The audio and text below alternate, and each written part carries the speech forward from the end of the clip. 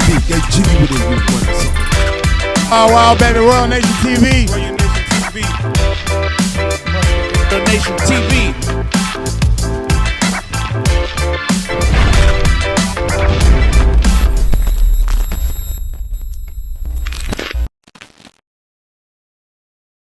What up, world? It's King Do Out of Melanated King, and you're watching Royal Nation TV. And man, we got another episode. I got a very interesting guest on board. He go by the name of Mo Hustle. I shouldn't introduce you, man. And let the world know who you are. It's your boy Mo Hustle. You already know if it ain't Mo Hustle, it's a slow hustle. Right. Mo Hustle, man. So I've been hearing some things about you. You got a lot to talk about. Yeah. You've been in the game for a long time. You're an inside person that's been in the business doing different things. Right. When did you grow up? I grew up in Houston half my life and in Chicago half my life. Okay, wow. Yeah. When did you move to Chicago or move to Houston? Pretty much probably when I was about 13. And, it was like a temporary thing back and forward. So, but for the most part, yeah, Houston mostly. Houston is your home, Yeah. right? What part of Houston? I've really been all over Houston, man. I grew up in group homes and foster homes and stuff like that, but I got family all over, so, I don't like to pick a side, but if I was to pick a side, I would say the north side. Right, You know north what I'm saying? side. Antoine and Tidwell, all that shit, DeSoto, Hollyview, you already know what it is. Right. So first of all, where did you get the name Mo Hustle from? Man, they gave me that name, man, I guess obviously because I had multiple hustles at the time, and I just ran with it, Nice. Which was a good thing because it let people know if they was gonna do some business with me, that they was gonna get charged. So you had the Logan, you had the Mo Hustle slogan already out front line. Well, I had this dude, man, one of the guys that used to run with Lucky Luciano, his name is Tomcat. And he was this fly white boy, so he would, he was always fly, you know what I mean? He would say some fly shit, and one day he just said, if it ain't Mo Hustle, it's a slow hustle. And most of these niggas ain't got no hustle, you know what I mean? So, Right. I heard that before. So I was like, okay, And I live by that too, for Right, sure. right. What made you so fascinated with hip hop? Man, I grew up, in H-Town, in these H-Town streets when, the whole movement, before the movement started, but, in our neighborhood, it was Swish House, but we was jamming Screwed Up Click before, and, some of my brothers that took me in,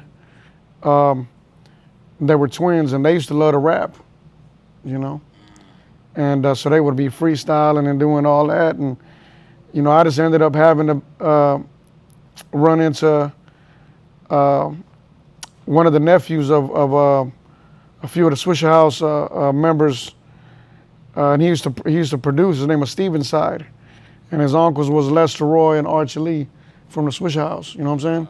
Okay. Some of the founders of the Swisher House, and when I ran into that, he was recording everybody up in there, and so I learned from him, and I took it back home with the twins and, watch them boys rap, you know what I mean? So it was, hip hop has always been there as far as freestyling and stuff like that, Right. Oh, so you did freestyle and do.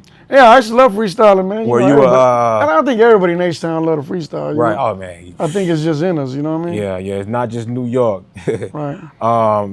Were you like what you call it, breakdancing too? We used to break dance too, man. We used to go to this church called Gentry House in Spring Branch, and they used to allow us to use the basketball court indoor and break dance. And they used to go to Northbrook, break dance, and the twins, they were like this crazy duo. One will have eternal head spins, one will have eternal flares, and they would slide out together and just do some things. And later on, they ended up going to Lamar High School, which in Lamar High School, they have so many dance classes, and one of them is hip hop. So they got really big with the hip hop once they went to Lamar High School. So nice. I was a part of that. But, I used to get in trouble, man. I'm going to share this little story. Their dad used to say, y'all don't be breakdancing in the house, But we would like to, do head spins on the carpet, because you're doing that shit outside, in the Right. vinyl, you're going to mess your head up. But one day I was spinning, I put a little paper on my head and spin on the carpet. And one day I kicked the ceiling fan out the ceiling, and it just left hanging right there. So we knew we was gonna be in trouble when he got home. And when he got home, he's like, he pretty much kicked me out over that shit. You know what I mean? Like, that's enough. You know, you motherfuckers. You know. Right. How was it growing up in the boys' home and moving from Well, man, I went place? through many boys' homes and foster homes, group homes. From the beginning, I mean, I was 4 years old, and me and my brothers and sisters, we all got in it. My parents had went to prison for selling drugs, you know what I mean? And so they took us away. But I can still remember that day, you know what I mean? Right, that's something you can never forget, right? Yeah, they separated my family. How many siblings? There was 4 of us at the time. Girls too? Yeah, 2 girls and 2 boys. You know? Yeah, so and you know how that go in that system, right?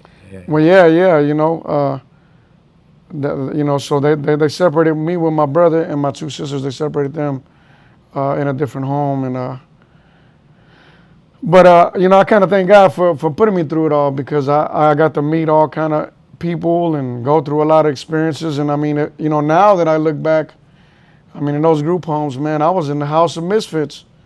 You know, everybody that went through a lot of shit. Right. So that's what made me who I am. Just like jail? Yeah. I mean, yeah, I kind of feel like it was a lot like jail, because we had to do all the same things that they have to do in jail, you know? And that's from, so I felt like I was being prepped to go to jail, damn near, you know what I mean? Like, I mean, well, that institution ain't far from the other institution, if you put it like that, right? Yeah. So I see you got all these tattoos on your arm, man. I'm a fan of art. I love art. Yeah.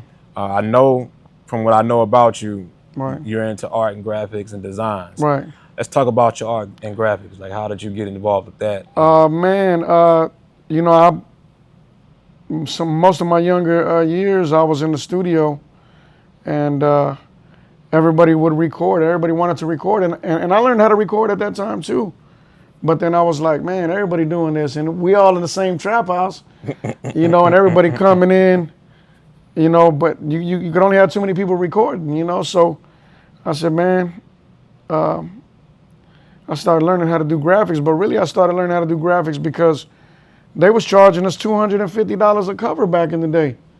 Yeah, you know, I heard about now that. It's only like $50, $75 and shit. Easy. But back then, $250, and I was doing a lot of mixtapes, so I was like, man, these boys are killing me on artwork. But you remember, everybody couldn't do it at that time. Right. You know what I'm saying? Right. Everybody couldn't do it. So, and that's one thing I feel about the industry and music, Right. man. Everybody is saturated. It's too accessible. Right. You know, but when y'all was doing it, Right. shit. I remember my first album cover was when I was 15, and we Right. had to send it off somewhere in Texas to get the graphics and distribution to get it printed up and all that. Right. Right. Yeah. So and y'all had like what was it? What company was out here? Man, we have Was it South Houston Records. It's one that's still around, right? I Houston think Records Heavy is still Work around. Okay, all right. But you know, we used to go to Church Cassette back in the day too. Church Cassette. That's what You remember it is. Church Cassette? Yeah, Church Man. Cassette used to show some love back in the day. Yeah. I wonder what happened to them. They might still be there. How much was y'all paying for cassette tapes? Back in the day, it was roughly $2, Wow. pretty much. Sometimes even cheaper, depending on how much you got them. I mean, if you got like 1,000, you know, you got them down to $1.50, you know, somewhere around there. That's crazy. Yeah. Man, that's crazy. Yeah. All right. Let's get into Dope House Records. Right. How did you start with Dope House Records? Well, you know, I was already on the road before Dope House Records. I used to ride with Agony Life. He was a H-Town OG that was really doing things that others weren't, and he was really getting on the road. He's one of those road warriors, you know. But he taught me a lot. He taught me how to brand things. He taught me how to get out of Texas, basically. Because before him, we was going through Texas and stuff, but we had never like really went to like Louisiana, Alabama, Mississippi, Florida, like the South. It was the black market, you know what I mean? Like I was one of the only Mexicans that jumped on that road and really went out there. And we used to stop at what he used to say is, he used to stop in every city and say, where's a spot where everybody buy the Swisher Sweets at? You know what I mean? So that's where we want to go and post up and sell this music. And But yeah, long story short, he taught me branding. He had all the merchandise. He had DVDs back in the day, behind the scene footage with Swish House, and we were out there really rooting for the North Side, really, because the South Side had already made it. Yeah, Lil Troy, all Yeah. them was booming. Right, but the North Side, they were still drawing on covers, and we used to go out there. Well, my pitch was, we're the next to blow up out of H-Town. One day we're gonna make it on BET or MTV. Mike Jones, Slim Thug, Paul Wall, Chameleon there, 8 Ball and MJG, because he had all them guys on there too, and that's what we was pushing. You know, it's like a whole movement of so many different artists that was on the road at that time, to pushing for us to make it on that mainstream platform. Right. It was so many people involved at that time.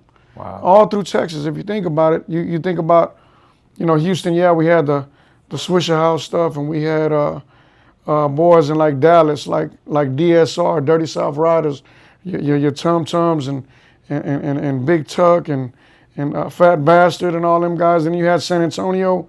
You had Live Ola and Mark G and Kylie and them guys, and but I think everybody together as a whole is what made us pop to another level and actually get on that mainstream level. So I want to talk about something, and this is sometimes talked about, but it's never really magnified. Right. Mexican rappers, Right. right? In the in Mexicans in hip hop and rap, right? And Right. and from New York, from the Bronx, it's been Puerto Ricans, Dominicans, Mexicans have always been a part of hip hop since the beginning of it, right? How do you feel about Mexican rappers before and now, and what is your point of view on that? Well, I tapped into some stuff recently.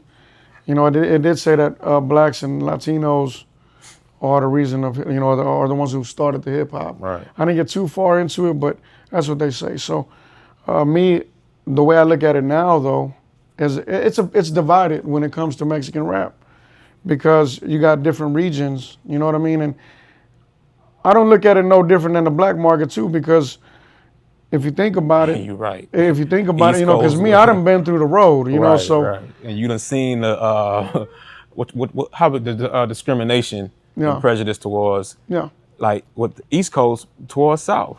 Well, it's all divided, because some people are only comfort in their little comfort zone. Some people only hit a few states. The ones in New York, they only hit their few states.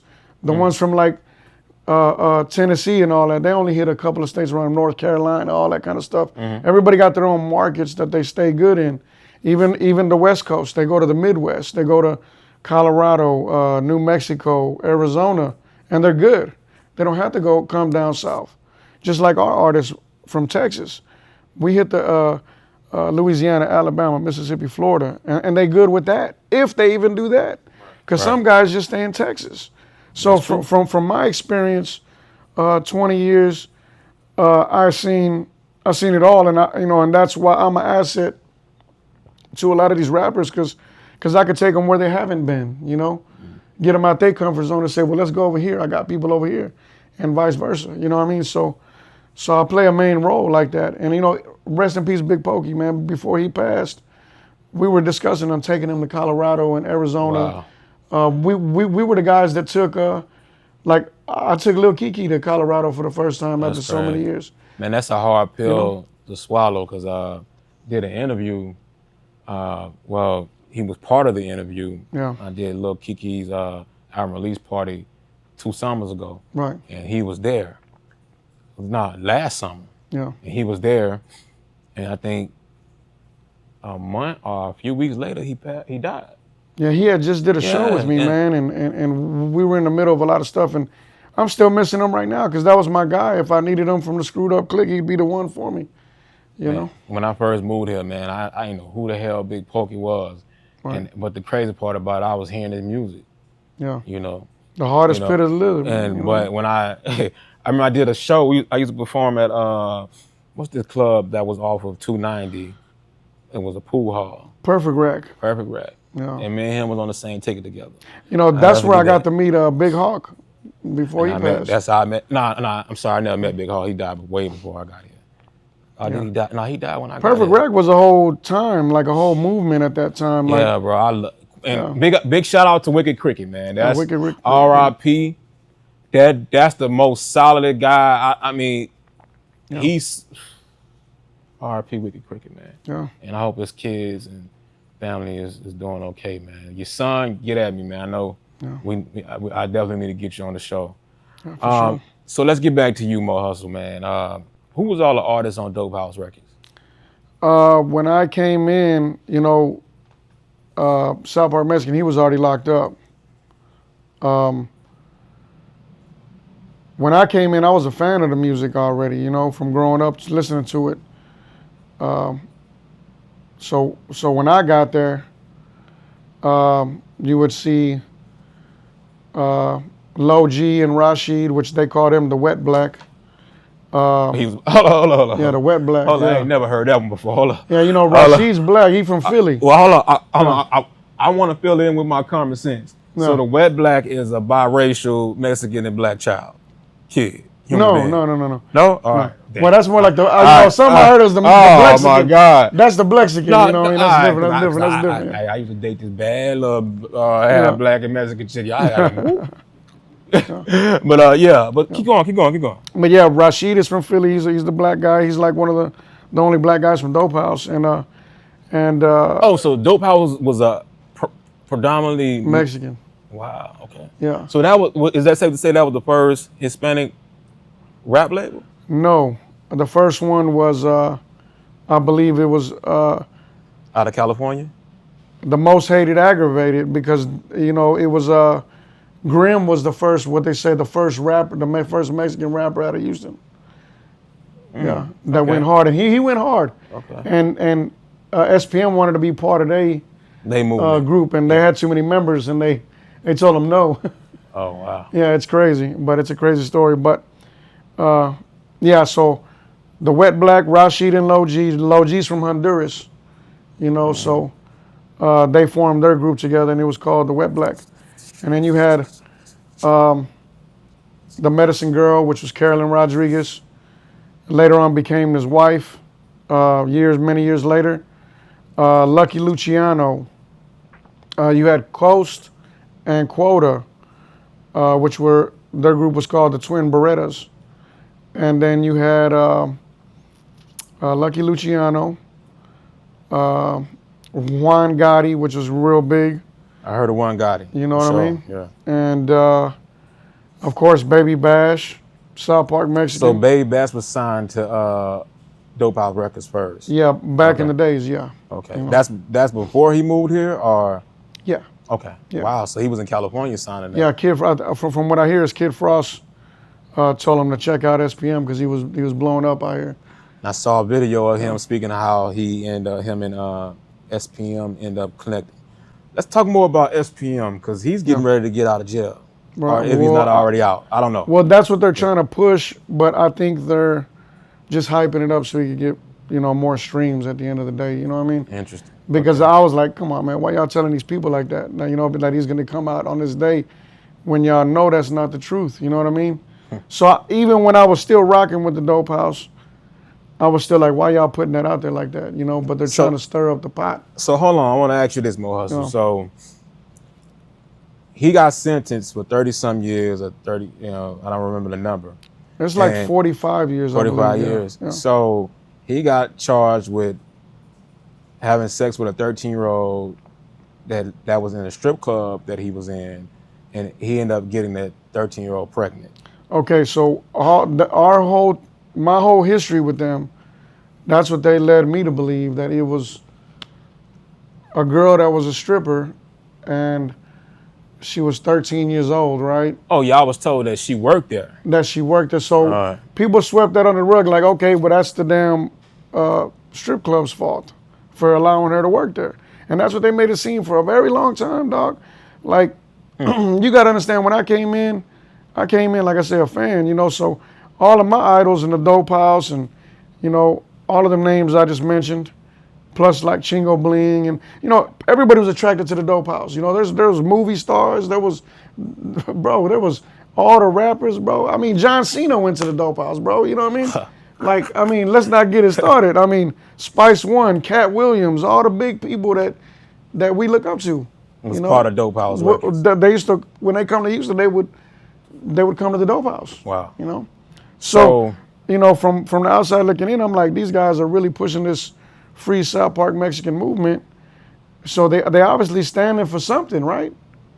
And I'm right behind them. Like, you know, I look up to y'all. Y'all leading me. Right. So later on, I became this leader of this thing. You know what I mean? Like, it took me, probably 10 years. You know? And then now like, people look up to me, but not just because because I was solid with Dope House. Like, I was out there doing the runs. I was out there every city, every state, you know, out the trunk, putting music in stores, building relationships. Building that bridge. Yeah. That bridge. You know, so I had a major part in that, man. And but the whole time I'm thinking this girl was a stripper. And so you didn't really look into stuff like that. And you know, to get court documents, you got to go to the courthouse. Yeah. You know what I'm saying? You can't just, I mean, it's you know, public especially information. back Yeah, then. back though, then, you definitely had to. You know. Yeah. But I never really looked much into it. I just gave it all I got to be a part of something and to build myself up. You know, like something Pimp C's mom told me, right? R.I.P. Mama West. Yeah. She said, you got to find somebody that's going to take you where you want to go. And that was Too Short that took UGK where they had to go. You know, it took Too Short to take UGK where they had to go. And then they say UGK blew up bigger than Too Short, and they start putting UGK at the top and Too Short at the bottom. But out of respect, Pimp C would say, hold up, put him back at the top. You know what I mean? But long story short, that was her message to me, because I did 7 Pimp C tributes with Mama West to feed his family. Wow. See, a lot of people don't know that either, you know. I got a lot of history in the game, you know, not just with Dope House or any of these labels. It's multiple labels that I, you know. So how do you feel about the whole, now there's rumors and things going on about people coming out and. About the Pimp C thing? No, about SPM. SPM, okay. Like, things about, you know, other women coming out and him and. Right. So you said you found out that it was Man, true? I recently just found out some stuff from his own family, and then that's what made me step away. Like, man, what? If you don't, bro, I'm gonna want y'all to take it serious if my sister came forward and said something about me like that, you know? Because your family ain't gonna start speaking out if it ain't true. And his sister, Sylvia Coy, she marched for that man, dog. You know, we all marched for that man. We went from the Dope House to the courthouse. We had a whole march. Y'all can look it up online. And we sat there and we led these people to march for this man's freedom, that he was innocent, you know? And, you know, it was a beautiful thing, the first one, man, to see all them people come together for this man. And, you know, it felt good to be a part of this movement. But now to realizing that we all been deceived and we all been misled. So why do you say you was deceived and misled? I mean, think about it, man. I mean, if you rocking with somebody for 20 years to later on find out the real truth that this guy swayed the stories, you know, to get people on his side, fuck, man, I've been misled. So and then now I'm in position as a leader, and now I'm misleading. So I've been misleading this whole time. You know, and not believing the victim's voice. Exactly. So you found out about other women that was involved with the case? Or? Well, yeah, for sure. Well, when you start really cracking down, which, you know, shout out to everybody in Cali watching, they brought it up first. They went and dug and pulled out paperwork and stuff, and they brought it to the public eye. But see, what others got to understand is, you way across the country.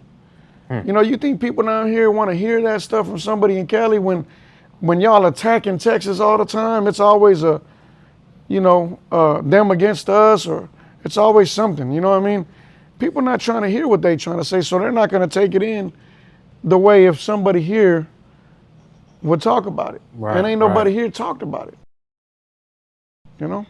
Politics, at that point. But Yeah. now, I mean, the way the industry is now, I mean, everything's coming out. The Me Right. Too movement set everything off. And it's So- different from me standing up and somebody actually clout chasing. You know what I'm saying? Because there's a lot of Yeah. clout chasers that, and you got to look at these individuals for who they are to understand what a clout chase is.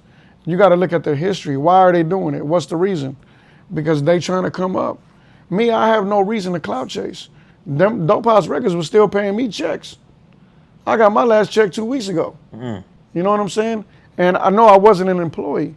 They needed me for my services. I'm an event coordinator. I'm a designer. I created the Day of Unity flyer and everything that they're pushing right now. But when I heard what I heard, it made me like, hey. And what did you hear? Well, one of the OGs got on me because I usually attack people that talk about South Park Mexican because I stand on it. And it's not just about South Park Mexican, it's about Dope House Records, the family as a whole. Yeah, it was Right. affiliated. Everybody keeps making it about South Park Mexican. It's not about that. It's about my history with the family. I'm a part of that family. So it's safe to say you're trying to protect the actual brand of Dope House Records, not saying that I they was. enable. Yeah. Yeah. Okay, keep going. So,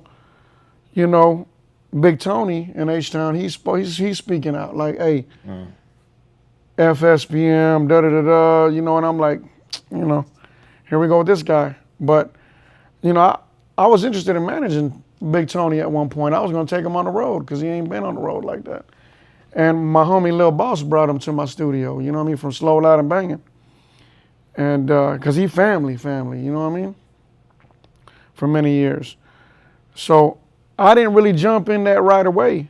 But at the end, I said a little something online. I was like, man, this dude right here tripping, And one of the OGs that we fuck with in the Mexican community, I'm not going to mention his name out of respect, but he said, man, he hit me in the inbox and he says, why y'all standing behind this dude like that? You can't go after everybody that dislikes SPM. And he's right, Yeah.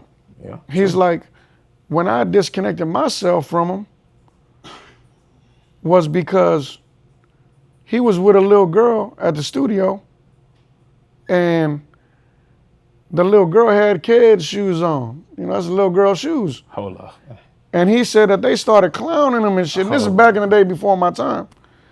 And I'm like, man, that sounds crazy as hell. Wow. So if this OG, somebody that I look up to again, is telling me this, I need to understand and stop backing this guy, so I backed up a little bit, you know what I mean? But it made me feel like a monster too. Like, man, I'm misleading these people. Because you're enabling everything. Exactly. Yeah, And my son, it was his birthday the other day, and he's like, man, I see you online. He's like, Dad, that guy, he's guilty, Your son said that? My son said that. He's guilty. Look at the paperwork, And it made me think something. Damn, my your kids, son actually went and did his homework on. Exactly. Wow. He probably did more homework than I did. You know what I mean? For him to say that, yeah, because Right.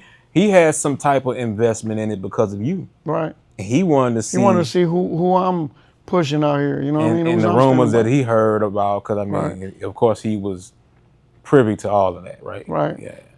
So that day I'm thinking like, man, maybe I need to look more into this kind of stuff. Right. And then I ran into his sister, and she's going against everything that he is.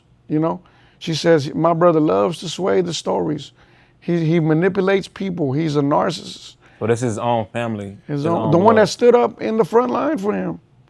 She's the one who led the whole march. You know what I'm saying? So for her to speak out back then and now say something completely different, that confused the hell out of me. It confused the hell out of everybody. Yeah, and some people don't even know she's doing that. But if you go to the Mexican World Star Facebook group, that's ran by her. I saw that too. And she going in. She's I saw the little South Park Yeah. thing. Yeah, she marching against them on all. She tries to play the middle thing though, because sometimes she'll harden, sometimes she'll be like, yeah, that's right or whatever, and she's willing to push any agenda against her brother on that page. So maybe it's for personal gain as well. Yeah, it could be either or, you know. Maybe You know? she's pissed off. You know how that Right. goes.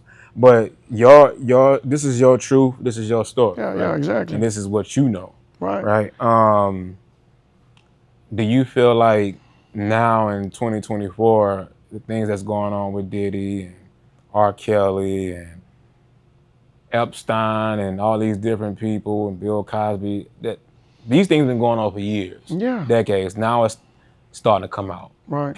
You're starting to see what really happens in the music, in the entertainment business, whether Right. it's film or music. Right. Do you feel like that's leading that opportunity for people to step out? Maybe so, but I don't think that they're going against South Park Mexican like that. Not as strong as the Diddy. Well, he's Not already as strong because as- he's already convicted, right? Exactly. That's why. Now, if he gets out, Right. he might want to But lay people are low still in this protecting. time. People are still protecting. Yeah, but it's different, man. Because these days now, knowing what they know, You know. they abandon. You know that you know, even getting streams on these different platforms, it's different. You know, just like with R. Kelly, which is I think is wrong. I think you should be able to not put the artist, well, the art and the personal stuff together. Right. Because because if we do that, we got to ban everything. Right. Movies, hell, the people, food Right. you eat, because they all got things going on. Right. But I understand that that's a way to try to break that individual down from getting any kind of money. Right. You know, and especially if they're not proven guilty. Right. Because we saw that with Michael Jackson. We saw that with Tentacion. He wasn't even found guilty yet. And after he died, that's when they put his music back on Spotify. And that made me really dislike Spotify and all the streaming services because, yeah, y'all got the power. Because before, remember, we control our tapes and our Right. CDs and DVDs. Right. Y'all streaming all our stuff. Right. But y'all got the audacity to say, all right, well, and we're not even convicting it. If we are, you're going to pull our music from the streaming sites? Right. Like, that's crazy, man. But, yeah. You know, another thing too, it just wasn't his sister, man. It was South Park Mexican himself 2 weeks ago. He was like, everybody's just checking herself off the list. I'm gonna be the most powerful Mexican when I come out. I'm gonna be the biggest Mexican rapper in the world, and da-da-da-da. He was real cocky. And I felt his energy, but I was like, he's like, wait till I come out with the truth. And I'm like, well, what is the truth? What are you talking about? You know what I mean? And then he broke it down and he says, I'm about to come out with the truth, and he still hasn't came out yet. So this is exclusive to the people right now. Wow. His story is, I said, well, what is it? And he says, this is the story. That girl's mom told me she was 17 years old, and that made it okay. And then when I dropped her off to school, I didn't go to the front of the building and see the sign of what kind of school it was. I dropped her off in the back. So that's his excuse. You know, this guy, he's always strategizing and writing things. He has nothing but time, you know. So that's a big difference between 13 and 17, that age, right? So if you go look at the paperwork, does it say she was 13? It says she was 13. So how can you flip that and say she was 17? He's just trying to find a way to justify it because the stripper thing, then obviously it worked all these years, but it ain't working now. All right. And he said the mom said that she's 17. Yeah. Okay. Yeah, well, okay, that was, the one she had a kid with was 13, but the one he in jail for, see, there was 8 people. Now, I just found this out this week. So I just found out this week, and All I'm right. like, whoa. So this is breaking news. Yeah, Now I know you told me it was more people involved. right. Now let's go on deep dive with that. Explain that a little bit more. Okay, I haven't went through all the documents, but I feel like I owe it to myself and I owe it to the people. So I had somebody, they haven't done it yet, but I'm trying to get it done this week, where we read these documents to the people because I feel like we owe this to the people, especially after misleading people because we have been misled, you know? So how do you think and just like, Yeah, first of all, me, your partner, me, you, we all part of this wonderful thing called hip hop, right? And so when something happens, we're affected because we grew up to this stuff, right? right, But if you look at, like, when Diddy happened, it affected you too because you part of hip hop, right? right. It affected us because we looking like, damn, like, we ain't got that many billion black American Right. billionaires in this country, right? Yeah. In the Mexican community, how how It is ain't many in looked the rap upon? either. It ain't many in the But rap how either. does it look at SPM's situation and him saying that at this moment, like everything that's Like going saying on? that she was 17 and all that. Yeah. I mean, it was like, damn, here he And goes the with other another victims, excuse. you know, like- But see, now we know who he is because we've talked to him many times. We know how he treats his people. And actually, me and Filetto, which is his producer, one of his best friends back then, we started saying what he's gonna say before he says it. Oh wow. We're so You know what that means? we Yeah. know him now. You know, we Yeah. know, okay, watch, he's gonna say this. He's gonna call back now and he's gonna do this. And sure enough, we hit it right on every time. Right. That's You know? crazy. But That mean y'all know him, so y'all know like, all Right. right, you know the BS. now, we start comparing notes. You know? And the worst thing, man, is when you've been deceived and you've been misled and you're misleading people, you gotta go through recovery. And it's not just us. It's the fans. The fans gotta recover. That's the problem. They haven't went through a healing process of their favorite idol, even with the Diddy situations and whoever else, the R. Kellys and the Michael Jacksons and shit. The fans never get this healing process in, you know what I mean? Nah, bro. They don't have the resources, you know what I mean? So they still fighting with their heart. They fighting the wrong battle though. Because it's hard to accept something that you, like, people have this in their mind. That's why when they watch movies, they always say the person's real name. No, that's a character they're playing, right? Right. That's not really who they are. But people, Scarface, yeah, that's not really who he Al really is. Pacino, Yeah, so, but what you're saying is they look at that person as like, dang, like, I just know him as this. Right. And if they really knew him like They're a fan of that role. yeah, and if they knew him, they'd be like, and they don't want to know that. Right. They don't want to accept that. They want to keep it just like that. Right, and especially after you gotta sit in these people, their feelings is hurt, and I feel them, because it's the same thing here. So your thoughts on other people going at SPM, like Capone, Capone, Mr. Capone, yeah. Capone, and I saw this other guy, There's a bunch of them, bunch man. of people going on. What's your thoughts on that? Well, I once defended South Park Mexican against Capone. He had went on a rampage for months, probably 6 to 8 months, and nobody said anything. And I got tired of it because it was really clout chasing, man. This man was going off every day. But when he mentioned Dope House Records, that's when I hit that trigger and I said, bro, I got to stand up for this. Got involved. Because this is something we've been standing up for a long time.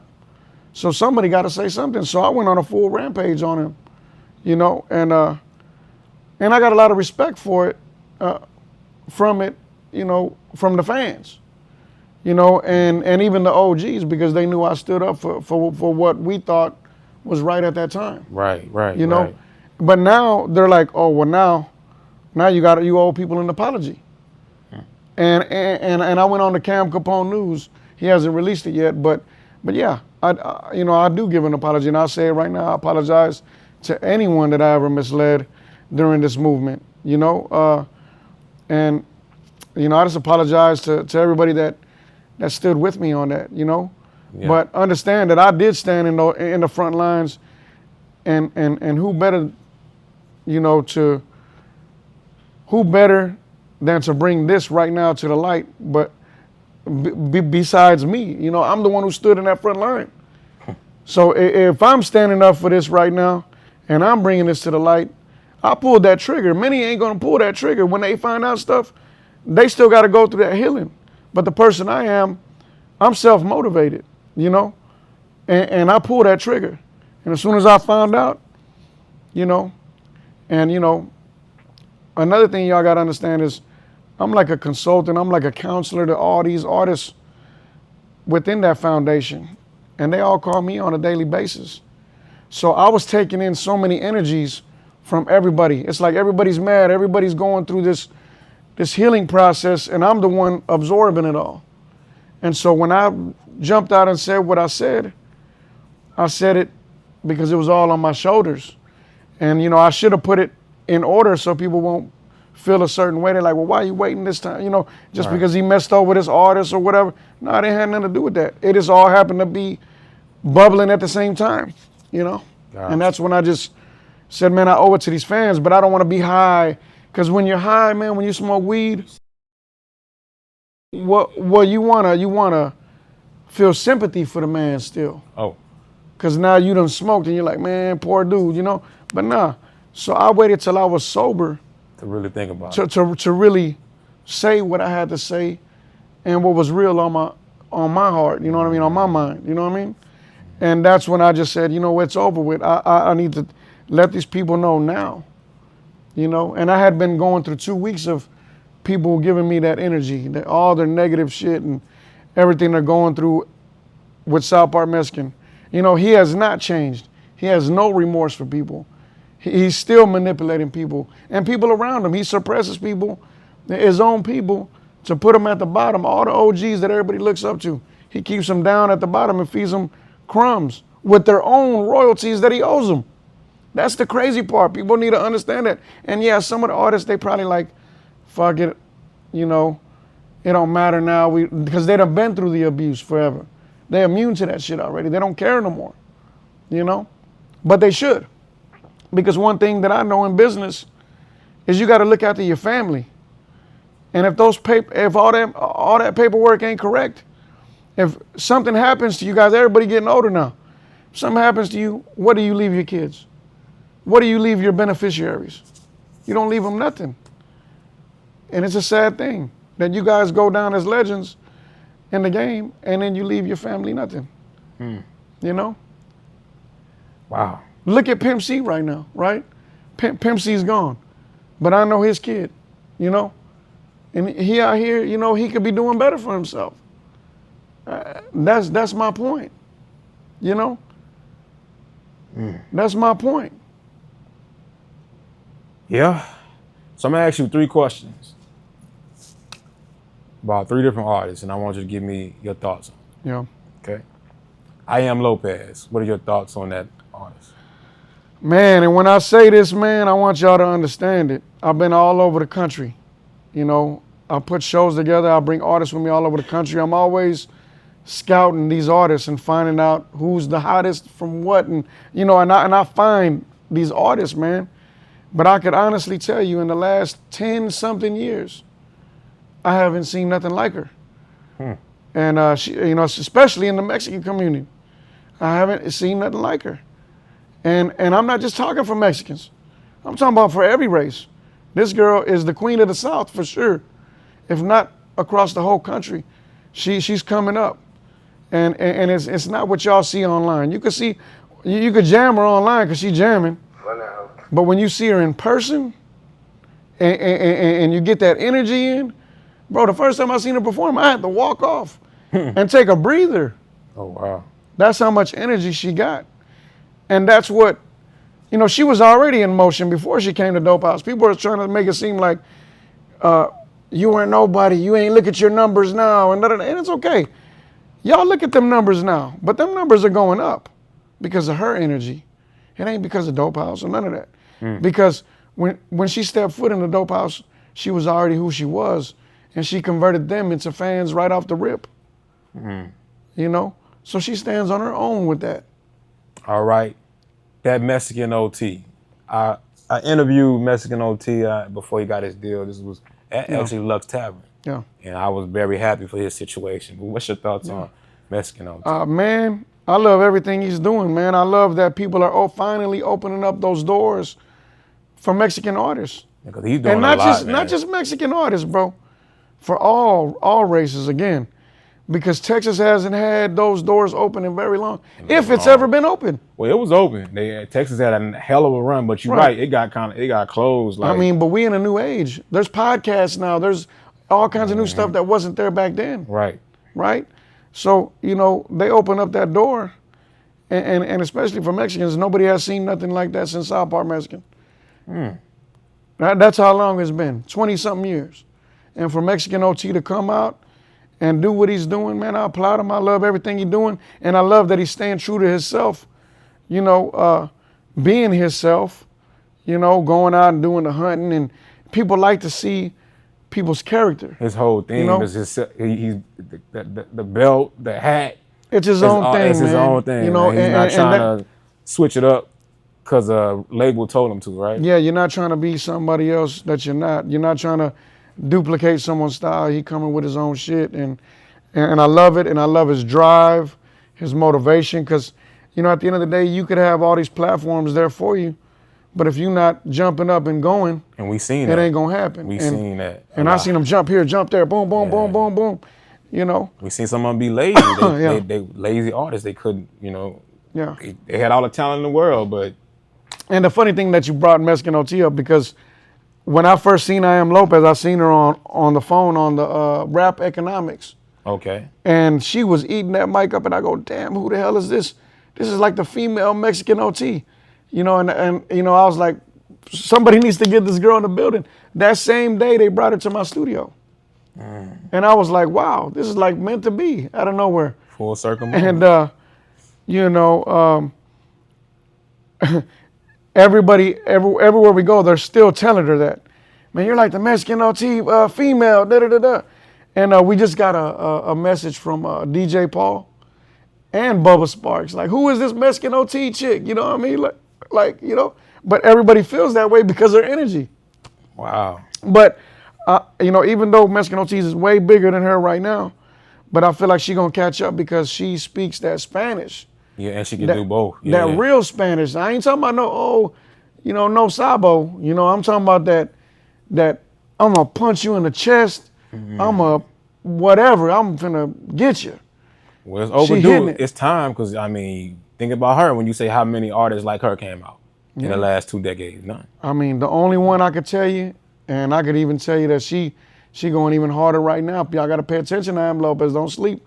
But the only one I seen back then was Snow the Product. Yeah, I was about to say Snow the Product. And even when people were hating on Snow the Product back in the day, I was like, hey, don't hate on that girl. She the truth. She was moving around a lot too. I remember her like, man, and I actually wanted to do a song with her a while back. She was moving around a lot, man. Yeah. And out of California, she was making it happen. But she moved to Texas, and then that's what happened. She had moved to Fort Worth, I believe, but that's when she came around, and we were jumping out, doing shows with her, and even one of my artists was headlining with her at the time. You know what I mean? Like Papa Smurf at Acres Home. You know. But yeah, you know, she was the truth. And look where she's at now. She's selling out the Toyota Center. But you know what it takes, man? It takes for others to envision your success. And me, I got that in me to see it and know it and envision it. You know, and some people got to stop being haters, man. Because right now on I Am Lopez shit, they hating like a motherfucker. They calling her all kind of names. And I'm like, yay, y'all going to run her through that mud, but she going to still come out on top. Right. Because she going to fuck y'all up with them lyrics, bro. You know, pay attention. And, you know, so I see somebody said, what do y'all think is a hit? Because some people are calling it a hit, you know. Well, hit can be made, you can mention a hit in so many different ways. It could be the one on the charts, but it could also be someone saying, man, you got a hit because they're envisioning your success. Or you might say, I got a hit because you're envisioning your own success. So my thing is, y'all stop being haters and try to envision other success. It's okay, you know? Right. Next one, Baby Bash. Yeah. And one of the artists, Spanish artists, I mean, dope guy. What is your thoughts on Baby Bash? Man, I love what Baby Bash is doing, man. He's one of the only ones that I see. Well, there's a few others, but, you know, Baby Bash is inspiration to me because he rocks it out every weekend, those big crowds, man. Man, he does shows every and he's been weekend, doing it for so long, you know. And he an OG in the game. Right. And I think he might have had like 2 or 3 big songs, and he still tour. Yeah, salute to Baby Bash, man. Salute, bro. You know, salute to Heavy as well, man. Yeah, salute to Big Head for sure. Him, you know, one of the greats for sure. But Bash called me today, man, and it was unexpected, you know. But he's always standing up for what's right to the people, and I respect him. You know, when it comes to politics, when it comes to kids getting done wrong and stuff like that. Funny you say that. Yeah. Well, how do you feel? How do you think, or have you had that conversation with Baby Bash about SPM? Well, he called me today, and he didn't tell me much, but he says, listen, I see what you posted today or yesterday. He seen what I posted, and it really hit him in the heart. And what I posted was SPM's Donnie Houston interview transcripts. Like somebody wrote it out the word for word on what he said on there. And what he said is he brought to the light that people are out here saying that that girl was a stripper and she was 13-year-old, but that wasn't the truth. So himself cleared that up for everybody on that Donnie Houston podcast. And when I posted that screenshot, Baby Bash seen it. And he called me to tell me, hey, that's what we've been standing on for years. We thought it was over a girl that was a stripper. You know, so now he's like, damn, you know what I mean? Like it messed him up, just like it messed us up. Because I was led to believe that lie for so many years. Fuck. And we never went and really looked in it because we was fighting for a cause. Right, yeah. It was more things involved in that. Right. You know, that was gonna hurt everything, you know. Yeah. Damn. But Baby Bash is a powerhouse, man, and I hope that, you know, because he's had a few interviews and it kind of misleads people as well. So I hope he does a new one. I think his loyalty to him is great because of they past relationships and what he's done for him and so on. And but so I don't think Baby Bash stands with it like that. I don't think he's gonna put loyalty to him over loyalty to the people because he's a leader out here as well, and that's my goal. I'm not gonna mention the OG, like real OG in the black community, that he asked me. He says, "Hey, what is your end goal with this?" And I said, "Damn, that's nobody's asked that." What is your end goal? My end goal is that this man publicly comes out, like he comes out publicly all the time, and he gathers people and he speaks to the people. So if you're gonna speak to these people like that and you're gonna gather them, my end goal is to see you apologize to all the fans that you're still out here misleading to this day. You know, to apologize to the leaders of this movement, because that's the biggest one. These guys gotta learn how to accept that. How do you move forward from misleading these people for so long? And that's why I'm going on this, what you call the campaign. Well, now that I think about it, that's a campaign. Yeah. and I am ready to go to all these major podcasts and talk about it because it is a campaign, and it's a very serious one. I feel like this guy is sick in the head. All this stuff. He's like the Mexican Charles Manson. Oh. This thing should be documented in history of how he misled all these leaders. And these leaders misled these fans, right? But we need to come together and heal from everything and redirect our future. Not just for the fans, but for the leaders. And until he comes out and apologizes to everybody public, then I gotta go against you. Because you have no remorse for what you've done. You know? And that's where I stand on that. Well, it's nice hearing your story and all you've been through from a child to an adult, to your success, to your creativity, and also speaking up for the people. Right. And because a lot of people can't do that. Well, a lot of people ain't gonna. Okay, so I went against the whole California system, against him, right? You know, they were all against him, and I'm the only one who stood up. So now I got to go back and take back all that energy, you know. And I got to walk through the middle. I got to walk through all of them people going against me, all of these people going against me, the fans going against me. So ain't why you think no other dope house artist is standing up saying anything? Because they're going to get bashed. And they ain't ready for that. Some of these guys are old. Look at Juan Gotti. His whole face was drooping. He had Bell's palsy, or what do you call it? Because of stress. So you think these people want to sit there and battle all these people, these thousands of people? They don't want the No, stress. they don't. They're going through it, but they all got to go through this healing process. Yeah. And understand that that's what that is. And we all need that because everything that's been going on for decades and decades has been swept under the rug, and now it's time for people to heal. I feel like God put me through these battles. Right. He put me through my whole history because it didn't make sense till now. You know, like I went through so much struggle, so much. Man, I went through a lot. Blood, sweat, and tears. Whatever y'all want to think that is. That's what I went through. all these years, and even fighting against people that were against him. You know, it's like a king or a master that everybody follows under. That they created many leaders, and I'm sure there's been leaders throughout human history that have deceived their people. Oh yeah, You know what I'm saying? Most definitely. And that's what I feel like that is. But to have one of the guys right under that protected him all this time, and even his sister that protected him all this time, for her to stand up for what's right finally.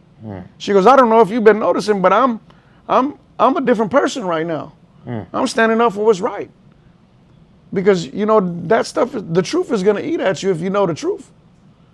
Yeah. You know, and she's been keeping it in for years. You seen all these people coming on the stands. Nah, they ratting about. I mean, look at the Young Dolph situation. Look at that shit. Man. It's crazy. The main killer came out and said, look, this guy was giving me, Yeah. So, yeah, I mean. You know, but I feel like the people, it's called redemption, man. It's called redemption. I feel like we've been deceived and you know, we've been misled. And like I say, it's time for healing.